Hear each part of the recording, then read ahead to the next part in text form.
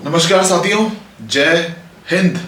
RS 360 के मंच पे आप सबका फिर से हार्दिक स्वागत है। साथियों, समय समय पे, बल्कि ये बोलूं प्रतिदिन डेली बेसिस पे टेलीग्राम चैनल जिसका डिस्क्रिप्शन इस वीडियो में दिया हुआ है, मैं आपको करंट अफेयर का जो दैनिक समाचारों की मुख्य सुर्खियां होती है उसको शॉर्ट में फिल्टर आउट करके शेयर करता हूं, चाहे दैनिक भास्कर हो, इंडियन एक्सप्रेस हो, चाहे राजस्थान पत्रिका हो। और ये काम आपका RS EO दोनों में चलता रहेगा। ऐप पे, जो मेरी ऐप RS 360 है, वहां पे भी लगातार प्रयास। तो साथियों, आपकी EO और भर्ती परीक्षा में 100 दिन, गिनती के 100 दिन या उससे कहे उससे भी कम समय अब शेष है। साथियों, जैसे मिट्टी की रेत होती है, उसको आप हाथ में उठाओ, लेकिन समय के साथ में पता भी नहीं चलेगा कब सारी की सारी रेत आपके हाथ से फिसल के नीचे गिर जाती है। उसी प्रकार ये जो समय है, ये कब 100 से आपका 0 हो जाएगा, ये आपको पता नहीं चलेगा, हवा नहीं लगेगी एकदम। तो ये चीज ना हो, इस समय का बेहतरीन और सदुपयोग किया जाए, क्योंकि ये जो अमृत की बूंद टपकी है 7 साल बाद EO RO भर्ती के रूप में, इसको हमको प्राप्त करना है। तो साथियों, कुछ सवालों की प्रैक्टिस, कुछ अभ्यास करेंगे और मैं बताऊंगा आपको कि सवाल जो है वो कैसे घुमा फिरा के बनाए जा सकते हैं आपके पार्ट B से। देखो, बेसिकली एक बात याद रखें कि ये जो आपका म्युनिसिपैलिटी एक्ट, ये जो म्युनिसिपैलिटी एक्ट है आपका, इसको रट डाला तो लाइफ झिंगा लाला, इसको याद रखें। ये जो आपका एक्ट है, असली सोर्स यही है 40 नंबर का game changer EO RO part B में, जो आपकी काया जो है पलट सकता है। कुछ सवाल आपके सामने यहां पे जो मैंने फ्रेम करे, टेस्ट सीरीज के माध्यम से भी कोशिश कर रहा हूं और लगातार इस तरह की कोशिश ऐप पे भी, कि आपको गुणवत्तापूर्ण सवाल घुमा फिरा के किसी भी तरह से आए, आप उसके लिए तैयार रहें। पहला सवाल, कितने वर्ग मीटर तक का भवन निर्मित करने पे नगर पालिका से लिखित अनुज्ञा अपेक्षित नहीं होगी? अंग्रेजी छात्र जो माध्यम के छात्र हैं उनके लिए यह है रिटर्न परमिशन। Return permission. तो यहां पे सवाल जो पूछा गया वो ये है कि आप खुद का घर भी हो, आपका किसी भी राजस्थान में नगर पालिका क्षेत्र में कोई भी घर हो, कितने वर्ग मीटर, स्क्वायर मीटर का जो घर है, भवन का कंस्ट्रक्शन करवा रहे हैं, उसमें आपको नगर पालिका से लिखित परमिशन अपेक्षित नहीं होगी। तो साथियों, यदि हम हमारे ओरिजिनल एक्ट को देखें और वहां पे जो आपका म्युनिसिपैलिटी प्लान एंड डेवलपमेंट वाला जो अध्याय है, चैप्टर, उसको देखें, साफ साफ मिलेगा। अब बिल्कुल सीधा नहीं है, धाराओं के अंदर आप जब देखेंगे तो आपको नजर आएगा 250 स्क्वायर मीटर, 250 स्क्वायर मीटर से ज्यादा की जो आपकी जमीन है उस पर आप भवन का निर्माण करवा रहे हैं, तो आपको नगर पालिका में जाके लिखित अनुज्ञा देनी पड़ती है कि साहब मैं ये इससे ज्यादा का घर बनवाना हूं, ये परमिशन मुझे चाहिए। लेकिन 250 से कम यदि आपका वर्ग मीटर का घर है तो उसके लिए एज सच उसमें कोई प्रावधान लिखा हुआ नहीं है। तो यहां पे जवाब होगा आपका ऑप्शन नंबर 1, 250 स्क्वायर मीटर से ज्यादा जो है घर बनाने पे लिखित अनुज्ञा नगर पालिका से अपेक्षित होती है। साथियों, एक और सवाल ये हमारा है, किस धारा के तहत फुटपाथ के अनिवार्य उपबंध की बात की गई है? जो अपने होते हैं ना पेवमेंट, ये फुटपाथ मतलब पेवमेंट, तो कौन से सेक्शन के अकॉर्डिंग जो पेवमेंट है उसका अनिवार्य मतलब कंपलसरी प्रोविजन रखने की बात की गई है? अगेन, कुछ सवाल धाराओं पर आधारित सीधे पूछे जाएंगे कि कौन सी धारा किस बात को कहती है, कौन सी धारा में क्या उपबंध, कौन से प्रोविजन की बात कही गई है, हमको उसको पहचानना आना चाहिए। तो जवाब साथियों यहाँ पे 188, 190, 193, 196 धाराओं का जिक्र किया गया है, जब धारा पढ़ोगे 190, धारा 190 जो है आपका फुटपाथ के अनिवार्य उपबंध या कंपलसरी प्रोविजन की बात जो है ये धारा कहती है, करती है। अब कुछ लोगों ने पूछा कि क्या इस धाराओं के अंदर वो सब क्लॉज जो है या जो हमारे 190 का 1, 190 का 2 ऐसा भी आ सकता है? तो बिल्कुल 191, 192 ऐसा भी पूछा जा सकता है, लेकिन वो बहुत इंपॉर्टेंट होगा। ऐसा नहीं है कि देखिए 40 नंबर का है आपका टोटल खेल पार्ट बी का, उस 40 में से आपको 8 तो आपकी योजनाएं हैं, 3 आपके रूल्स हैं, ठीक है। 8 योजनाएं हैं जो गवर्नमेंट की स्कीम्स हैं और 3 आपके रूल्स हैं। बाकी जो है आपका पार्ट बी एक्ट, जो नगर पालिका एक्ट। तो 8 अगर सीधा सीधा गणित लगाएं तो 8 + 3 11। यदि अपन ये भी अज्यूम करके चले कि हर स्कीम से एक सवाल आए, हर रूल से एक सवाल आए, ऐसा जरूरी नहीं है, थोड़ा आगे पीछे गुना भाग हो सकता है, लेकिन मिनिमम 11 सवाल तो आपको यही बन जाते हैं, 11-12 सवाल। ये बढ़ के 15 भी हो सकते हैं, लेकिन ये 10 से कम नहीं होंगे। ये मैं श्योर हूं कि इन स्कीम और रूल को मिला के सवाल 10 से कम नहीं होंगे। तो बाकी बचे हुए सवाल जो आपके 25 भी हो सकते हैं और अधिकतम 30 भी हो सकते हैं, वो किससे होंगे? आपके इन धाराओं से होंगे, एक्ट से होंगे।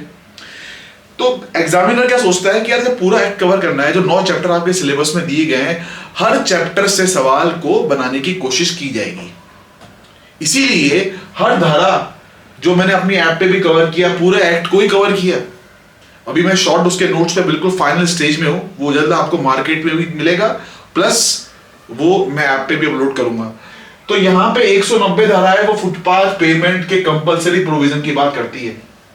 अगेन धाराओं के अंदर निचोड़ निकाल के आपका एब्स्ट्रैक्ट ये सवाल, कितने मीटर से अधिक ऊंचाई भवन के पूर्ण होने के पश्चात अधिभोग प्रमाण पत्र की आवश्यकता होगी?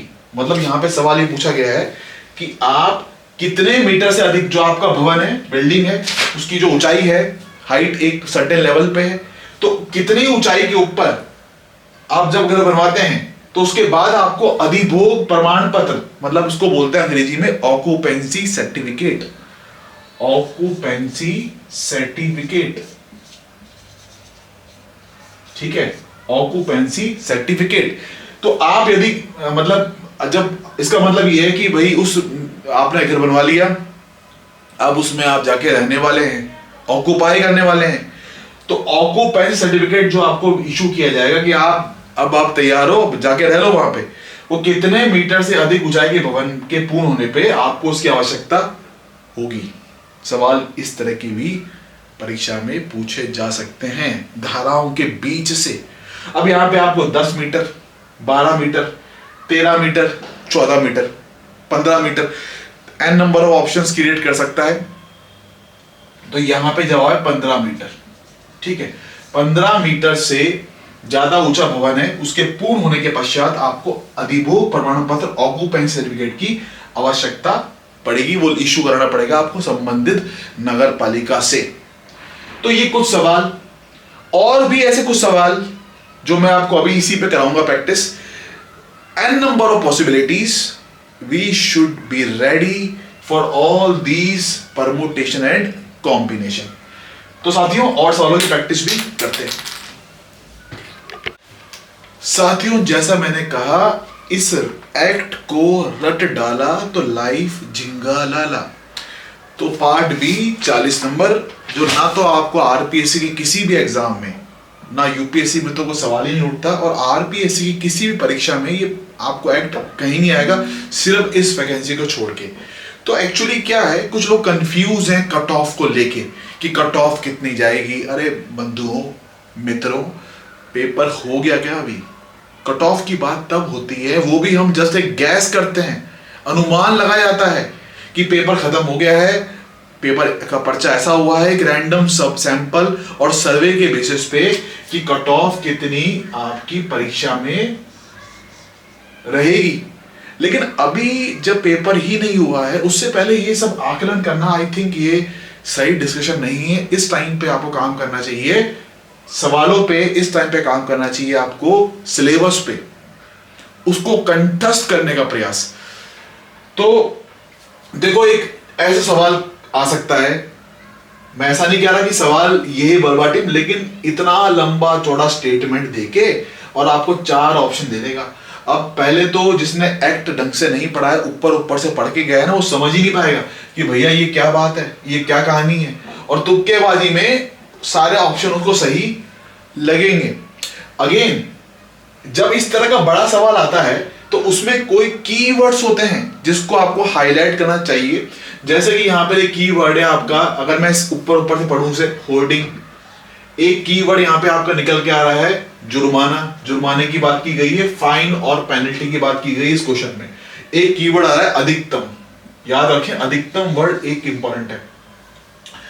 इस पूरे कानून में कई जगह पे, खास तौर पे नगर पालिका की शक्तियां और अपराध वाले चैप्टर में कई जगह पे आपको जुर्माने की, फाइन की, पेनल्टी की बात की गई है कि नगर पालिका के कानून की धाराओं का उल्लंघन करने पे कितना जुर्माना यहाँ पे देय होगा, कितना इम्प्रिजनमेंट हो सकता है, ये सारी बातें की गई हैं।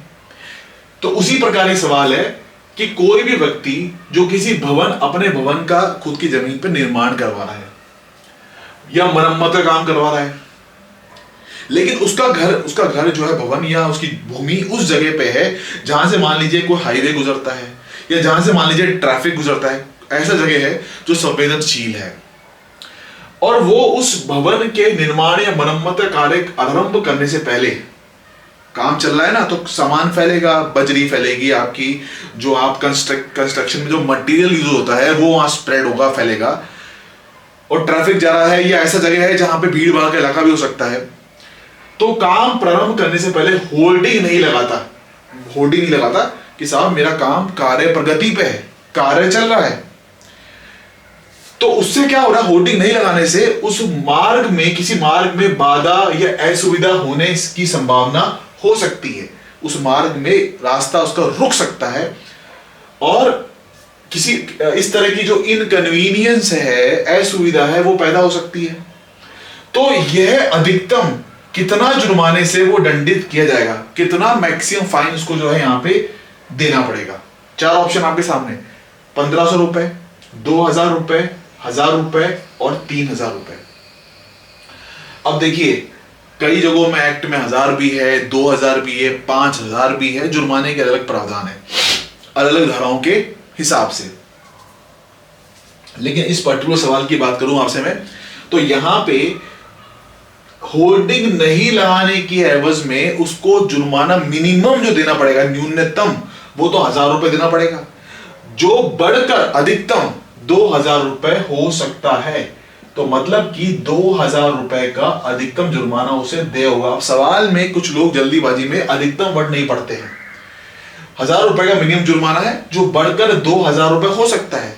तो ऐसा नहीं है कि हर धारा में 1000 है, हर धारा में 2000 है, वो चेंज है।